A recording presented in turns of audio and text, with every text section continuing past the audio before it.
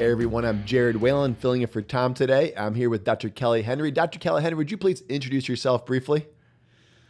Yes, Dr. Wayland, appreciate the opportunity to be on the podcast with you today. So I always enjoy shooting the breeze with you and bringing information, pertinent content. Yes, sir. To docs. So, Always getting to work. Let's get to Dr. it. Kelly Henry, I'm a retired chiropractor, practiced for 20 years, had multiple clinics and associates, and was able to retire a little bit early, but I always wanted to still stay connected to the chiropractic profession, and so I've been able to do that with the Aligned AMC group, and excited, like I said, to be here with you. Very good. For those that don't know me, I am Jered Wayland. I'm from Cape Girardeau, Missouri, and I have a clinic there, and I have a few other clinics in different areas, but the biggest thing we're talking about today will be our new program called Peak. Dr. Kelly and I both are helping with that program. And we're going to talk about that some more, but I wanted to just jump into a thing. And in my mind, Dr. Kelly's talking about the things he's done in the past. And I was going to make a joke and said, yeah, I'm a janitor and I clean toilets. But you know, the truth of it is I was just make a small joke about that. But the truth is we in our businesses, we tend to as entrepreneurs have to figure out a way to do everything when we first start. But over time, it's really important we scale up with more employees and more training, and we can do less and less specific things, and we get more and more broad scope with some of the things, and we get better and better over time. And so, Dr. Kelly, I'm just going to kind of say this way. Do you feel like as an entrepreneur, you're finding yourself growing when you're actually getting to specialize in things you love to do more? Like more or less, I'm going to do the things that I'm a genius at. I do less and less things I don't like, opening the mail, paying the bills. I do more and more of the things like seeing patients, training the team. What do you think about that? No, I love that. And you and I have had many conversations about this, so you know where I stand. But my philosophy, my principle is, when I look at business owners and talk to them and coach them, is I bring this principle of scaling. And for me, the definition of scaling is doing more by doing less, really refining. Let's narrow our focus. Let's not be everything to everybody. Let's specialize. Let's be specific, because ultimately that's the way you can scale and really grow really any business, not just the chiropractors, and it's certainly specific to chiropractors as well, but any business when you wrap your mind around this idea, quit trying to be everything to everybody, it's quite remarkable what can happen in a business. And so that's kind of what Peak's all about. More or less, that's what we're speaking about. But we'll get to this thing. I just want to tell you a story about a guy named Warren Buffett. You ever heard of him, Dr. Kelly? I think I've heard about him. Yeah. Well, I'm going to tell you a story about his pilot, actually. His name's Mike. And so this story goes sort of like this. Mike was a pilot for Warren Buffett, flew him around for a couple of years.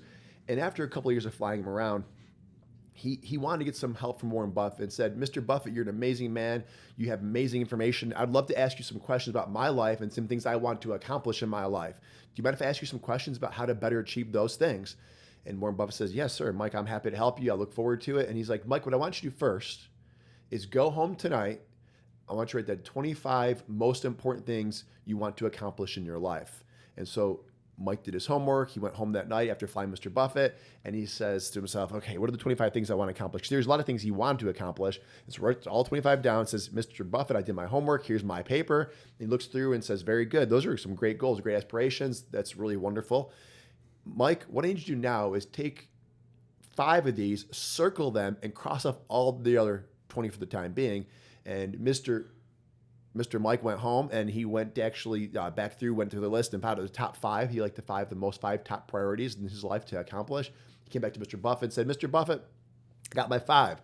And there's this simple advice of, if you want to achieve these 5 things, I want you to forget the other 20 things that are not on this list, only the top 5. And so priorities become a very important factor. If you focus on too many things, nothing gets done. When you laser focus in on very specific things, many amazing things get done. You get more done by doing less, actually, at the end of the day. You scale and get bigger by focusing in a greater detail with the things that you're great at. By focusing on greatness, that's you make the change. And so I want to just kind of turn the corner. You got something on that?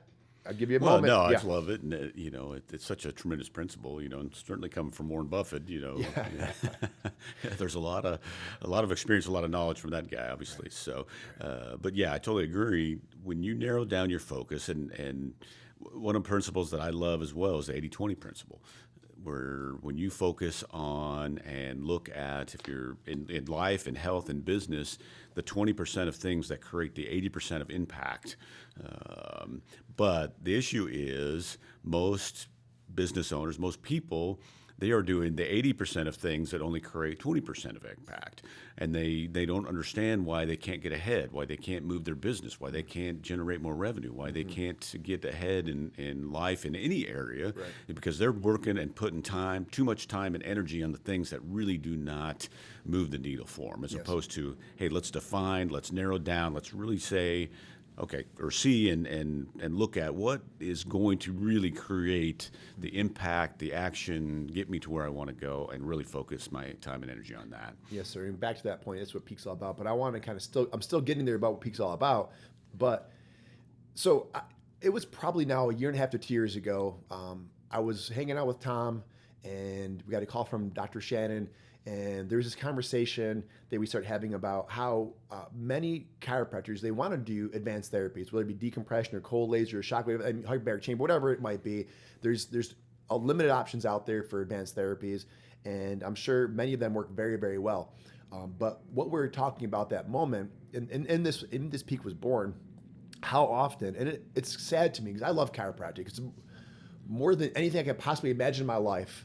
I love being a chiropractor. It's so exciting to me. I love the philosophy of chiropractic. I love just taking care of patients. I just love everything about it.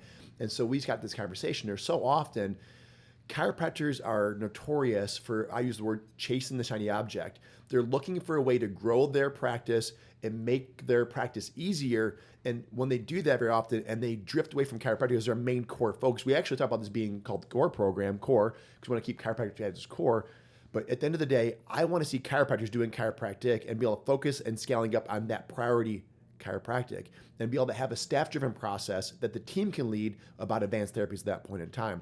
And so back to this point though, so as we're sitting here talking, I could think of numerous of my friends who were inundated with the shiny object syndrome, bought multiple therapies. For a little bit of those therapies, did really well, and their practice seemed like it was actually getting bigger and growing and making more money. But with that advanced therapy, oftentimes came more marketing, more overhead with more staff, and it wasn't being run well, designed well. At the end of the day, they started making more and more money, getting away from their chiropractic practice. They stopped focusing on the adjustments, stopped focusing on things that they were actually great, things as chiropractors we just love, and they started focusing on things that were, I would say, chasing their tail. And before too long, the practice, while it got bigger at first, it slowly started to shrink. And it got harder and harder to make that advanced therapy. And then before too long, their chiropractic base was going and dwindling down as well. And before too long, some of these people that I know are out of practice. And so I would say I just detest the idea that a wonderful chiropractor understands innate intelligence, what we can do for the power. The power of the body made the body, heals the body. I find it sad that we're losing great chiropractors to advanced therapies and just try to chase the money when so much easier for us to focus on what we're great at and let people around us that are great team members scale that model. And so I say all this to say, Dr. Kelly, what is Peak all about at this point?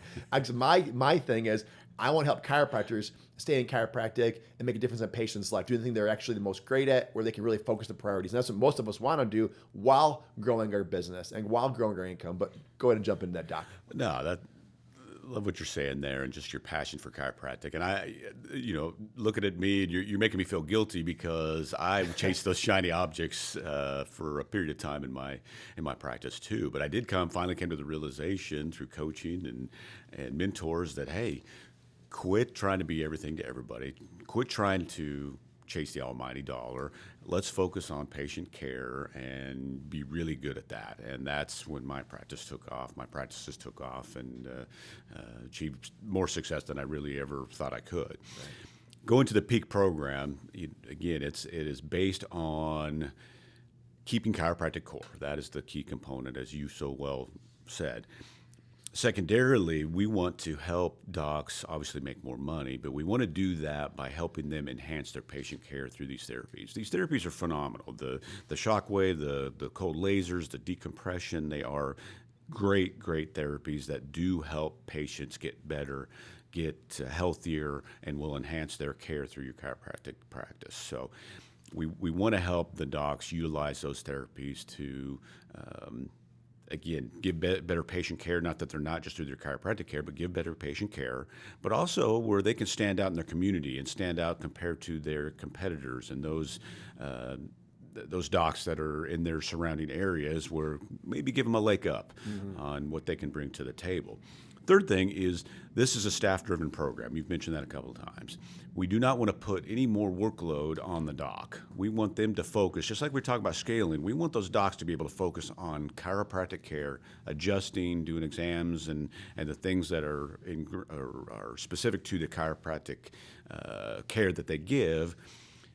Let this program, the Peak program, provide, I'm going to call it passive income. It's not necessarily passive, but it's passive because the docs don't have to do anything. Right. There'll be some initial training. There'll be some things that they need to put into place, but they put this to their staff. They give it to their staff, let their staff run it. So again, they're bringing great care. They're bringing enhanced care through these therapies. They're letting their staff drive it, and then they're making more money. And there's nothing wrong with making more money in their practice. One of my favorite, if not my favorite quote, is from Zig Ziglar, and he's quoted as saying, "You can have everything in your life you want if you'll help enough others get what they want." So all you're doing is you're helping your patients get what they want and be healthier and lead pain-free lives through these therapies. So that's what we're bringing to the table. And then the last thing, and I don't want to fail to mention this, we can do this, you can do this in your practice without adding any more money to your marketing budget.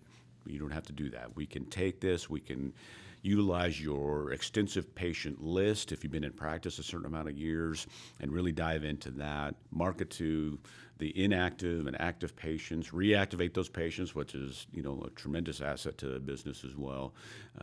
But just dial into that marketing piece. You don't have to do any external marketing, any social media marketing necessarily. If you want, hey, that's great, but you don't have to do this. And you can really blow this program up, enhance that the knowledge and the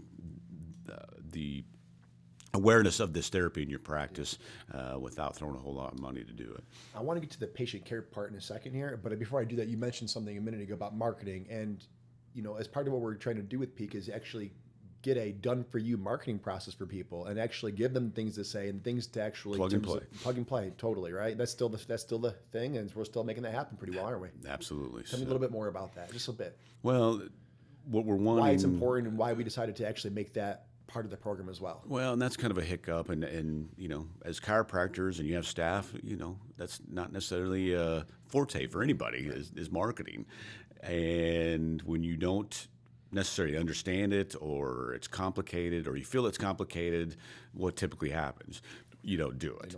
And so we don't want that to be the case. So we're providing content, email, text, video scripts, information, or the marketing content where the staff can just take it off the platform that we're providing, download it, copy it, paste it, put it into the different platforms to send out texts, emails, put it on the videos, do the social media marketing, those type of things. So just a kind of a one-stop shop, so to speak, where, hey, let's just grab this, plug and play it, take 5, 10, 15 minutes for the staff.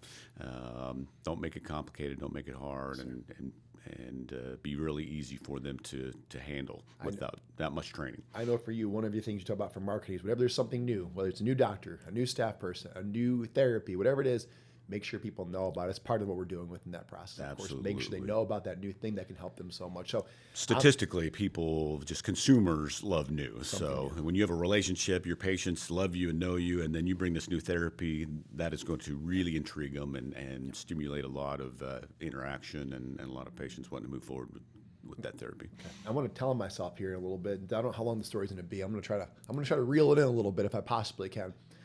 So within my background, the most important thing to me in what I do is the chiropractic adjustment. I said that before.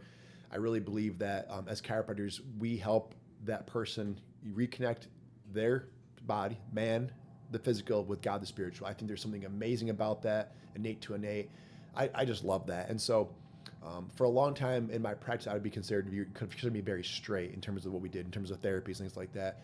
But I recognize over time that there is places and time that sometimes I wasn't seeing certain results that I would want. Now you could say, hey doc, you weren't doing a very good job with your care, whatever it might have been, whatever people out there listening might think that was, if they don't kind of go with it. But I recognize that certain advanced therapies could be very helpful for circumstances that I wasn't seeing at every situation great results. As an example, in my practice with doing upper cervical care, I wasn't always seeing, we were at times, of course, I would say amazing and every single time 100% results with lumbar disc herniation as an example. Does that make sense to you? So one of the first things I was looking at from some of my friends was they were saying, hey, you should think about getting decompression.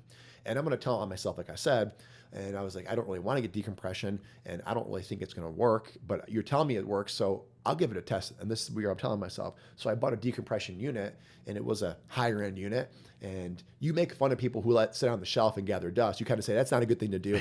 But I literally, for a year and a half, I just was putting people on that thing. It was part of their care. I just gave it for free because I wanted to know for a fact that it worked the way it's supposed to work to help people. So that when I told people they should use this thing, they should absolutely trust in my ability to say, this thing works, this is how it works, and this is what's going on. And we had some learning process, some hiccups through that process. And I don't mean in terms of cost, but making our abilities to get better, actually working that, the protocols of that thing work really well. So I say this to you, say, people can skip that step thanks to Peak. Is that right? That is exactly what Peak is developed for. Yeah. So, and to tell myself, I had a similar story. I bought a decompression. One of my buddies had a decompression. He was doing really good with it. And I just never got it up to speed and was profitable with it. And it sat in one of my back rooms and did collect dust for about 2 or 3 years before I finally traded it to the doc that was doing real well. He had an older adjusting table. We swapped it out. A couple years later, I decided, you know what, I want a cold laser, and decided I was going to treat that a whole lot different than I did the decompression. Brought it in, developed more of a system, kind of like you're talking about with your decompression, and utilized it to a very great extent to enhance my patient care. So I've been on both sides of it, so right I know what you speak of there. So, and I know what you docs are going through too. Right on. So one of the things that I wanted to kind of chat about in terms of just the patient care, and I just a brief patient story. So there was a patient early on in that process though, and so I had to give an upper cervical care. It had been like 2 years, and this patient continued to have neuropathy and drop foot essentially. And so of course, that was one of the things that was detrimental, like exercise and working out and quality of life with family. All these things were just about nil because there's so much radiating pain and the foot drop was there, of course, couldn't exercise, couldn't do all those things. But with our care, we're definitely seeing results with their care. Health was improving, innate was being restored. And I kept saying, hey, it just takes more time to heal, takes time repetition, heal takes time repetition. And the patient was a good patient, understood subluxation, understood what we were doing within the office. And so despite having symptoms, understood that despite those symptoms, should still get that care. Does that make sense to you? Of course. Absolutely. Okay. So I don't have to explain any more people out there understand. Even when symptoms weren't going away, my care wasn't based on the symptoms. It's based on helping that person live their 100% innate intelligence to full expression of life, essentially. And so if we're doing that, we're succeeding. We're happy with that care. So that being said, so we start using this decompression. And I'm telling you, after the first session, I'm doing a bit better. And the next, I'm doing a lot better. And then slowly but surely, the drop foot goes away, the neuropathy goes away. And those were my earliest cases in terms of working with that. And I was like, oh, there's something to this. And we got to create a system around this eventually to make sure that people know about it. So now, so I'm just saying this to you too. Sometimes when you have these advanced therapies, people might know you for a certain kind of chiropractic care, certain technique, certain thing. But as you have advanced therapies, people get to know you for other things as well. And then people start seeing you for things that would never have seen you before. Can you give some examples of that or some stories around that? Just how it opens up, I would say, the nets bigger when you have these advanced therapies in your office to actually access more people and help them. And then you keep chiropractic's core and help with chiropractic care as well, the way we all know about it at that point. Absolutely. Particularly shockwave. So this is one thing. I didn't have shockwave in my office, but I'm working with docs that are utilizing shockwave. And this is what they're seeing, what you just described there, that they've been known for great chiropractic care, great adjusters, but they've implemented these shockwave therapies, and now they are able to treat plantar fasciitis or knee or shoulder problems, where taking care of these issues, these soft tissue issues, with great results. Well, Joe Blow comes in with, he gets adjusted, but he's had, a knee problem for so long. Well, he gets the shockwave and his knee pain goes away. And he's like, hey, my wife has plantar fasciitis. Can you help with that? And it will stimulate referrals. And so, like you're saying, it just opens up a whole new ball game, if you will, of what you can provide, what you can do with patients, what you're known for, what your reputation is. Obviously the referrals. I mean, it's just a kind of a snowball effect of what the effect it can have on your practice. At the end of the day, if you could do something that has a great service to your community, it's led and driven by a person on your team, on your staff, essentially. You can keep doing what you love to do. They can start to do something they love to do, and your reach broadens further and further within the community for sure. I've seen that over and over again, and you've seen it over and over again now at this point as well. Absolutely. And so I love that we can kind of make it so that it's, of course, staff driven, and there's a system in place and a team in place to lead that thing. But we do think that you, as the CEO or the visionary or the president or the owner, whatever you want to call yourself, we do believe that there's a level of your fingerprints that should be on it and your influence in your team and being part of that culture. Do you want to speak to that at all? Yeah. Again, we call this a staff-driven process, all righty. But let's make no mistake that in order for the staff to drive it, there has to be training and it has to be put in place. We have the system. The staff needs to be trained on the system, but there has to be enforcement. There has to be, you have to be able to manage what you measure. Yeah. And there's some parameters there. So your hands won't be completely free of this. Again, you need to monitor and enforce and make sure you're up to speed and understand it. But when you do that, again, then you can give the reins to the staff and let them do what they do. But you can't completely step away from it. There has to be some leadership, and there has to be some enforcement and be able to manage and to keep tabs on what's going on. You can't fully abdicate all responsibility. Yeah, absolutely. You want to inspect what you expect to some degree. That is huge. And that's part of the whole process, though. We have those metrics in place. We have ways to talk that with your staff, and that's part of our whole process in general. I want to spend a minute here, and I was thinking about something as you were speaking, and there's this story that I once heard from John Wooden. You know John Wooden? Absolutely. Basketball coach. And he talks about small things are large. It's a concept you understand probably. I know you do, but I'll quickly go over. He talks about he grew up around NASCAR, and he was in Indiana, and so he talk about the cars going around the tracks at hundreds of miles per hour, and when they go for a pit stop, there's literally 4 guys, and they're changing the tires, but down bzz, bzz, bzz, and making that whole process happen. Within seconds, they put that car back on the track, and it's back, and it's racing again, hundreds of miles per hour. And talks about how on the team, if one single one of those guys misses a lug nut or doesn't tighten it all the way, the vibrational frequencies of going on that track and the speed starts to loosen things. And then before too long, that lug nut falls off. And then another one and another one and another one. Before too long, the wheel falls off and that driver goes crashing hundreds of miles per hour into the wall, and we have a catastrophe in our hands. And so I would actually equate to some degree the doctor's level of input as the singular guy going bzz, bzz, bzz, bzz. But you do have to tighten those lug nuts. If you don't tighten those lug nuts, the wheel does fall off. So if you say, hey, team, here's this process, and then they just push the desk over and push that paper and say, you learn it all. I don't want any part of it. The problem in my mind is, and this is me just speaking to you out loud, okay? This is probably a lot of areas of practice. And the problem in my mind is that the team doesn't always know your heart and how you want to help people. And if within our process, you do what we've asked you to do is start to bonus them, in some cases based on the financial metrics, things like that as well, pretty quickly, people can be getting things and services and ways can happen under that practice that weren't under your thumb at all. And before too long, some things can go sideways also. And so we want to make sure that you do have enough inputs to make sure it's going well around the tracks, but you shouldn't have to be the driver driving it all the time. How's that analogy work for you? Do you like that? I love it. So, and you well know, one of my philosophies and what I teach is control, total control of any business from a ownership standpoint. Now, that doesn't mean you are doing everything. It certainly doesn't mean that. But you need to be in control of the business. And really what that points to, like you've mentioned, is you've got to understand. You got to inspect what you expect. You manage what you measure, those things, like we talked about. Yes, sir. But you have to be in control. It's not because as soon as you give up control necessarily as an owner, unless you've trained somebody, you have a COO or somebody that is steps in for you and allows you to step away to some degree. But when you give up control, or as soon as you assume your staff has got it and is doing it right, but you're not measuring, you're not managing it, you're not controlling it, the wheel's going to fall off. Sure. And it's much more difficult to get the wheel back on and get things in place than it is to let's just manage it on a regular basis, Yes. stay in control, keep things moving in the right direction, and make sure everybody is rowing in the same direction as you are. Absolutely. That's perfectly said. Rowing in the same direction. Do you, within this process overall, did you want to speak about the process anymore, the actual program itself, what it looks like, how people get more information, anything like that at this point?